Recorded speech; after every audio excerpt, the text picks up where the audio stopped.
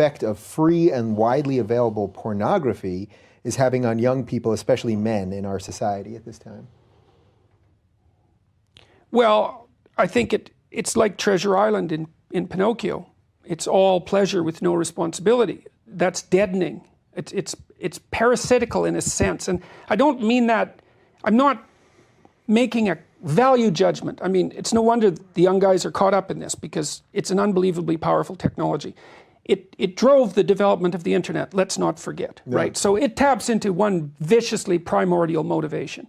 And so these guys are being blasted by what biologists call super stimuli all the time. So imagine that there's a biological stimulus that has an effect on you, and then you can magnify it. And the typical porn actress, not the amateurs, but the professionals, have their sexually provocative physical elements exaggerated. And so men are very visual in terms of their sexual processing. And so, you know, the guys are pulled into it, and they're pulled into it also by curiosity. But I think that ethically it's not good. It's not good. It's an easy out. That's the other thing, you know, is what you should be doing is going out and finding someone to have a relationship with. And if you can gratify yourself with no transformation, but let's say you can't find someone, well, then you might say that's an indication you should change. It is, in fact, an indication that you should change, because what better indication are you going to get than that no one wants to be intimate with you? Right. It's the ultimate rejection, and that's partly why men are terrified of it, and I understand that. And I also understand the MGTOW guys, you know, who are just recommending that men don't enter into long-term permanent relationships with women. I understand where they're coming from, although I called them pathetic weasels a while back. I shouldn't have done that.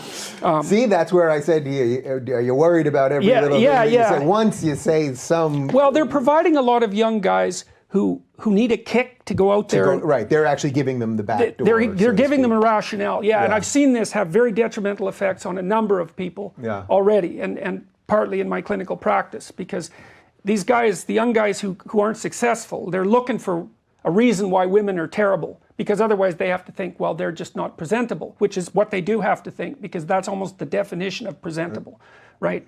So, and then the MGTOW guys give them a rationale. You know, we are in a gynocentric world, and females have got control, and they'll like wipe you out if they have the opportunity. It's like, well, some females will do that to some guys some of the time, and sometimes it's brutal. I've had clients who've been dragged through the court systems and just ruined, and I was unable to help them. I did everything I could to maneuver and negotiate and plan and strategize so carefully to get them to do everything right, and it didn't help. I mean, the court systems can be absolutely brutal to men. It's awful. Yeah, that's really interesting. So the guys that are taking the easy out on that, so to speak, and disconnecting from having those relationships, in a way it's the same, it's just a different out that porn is replacing for that human connection too. So that's kind of fascinating.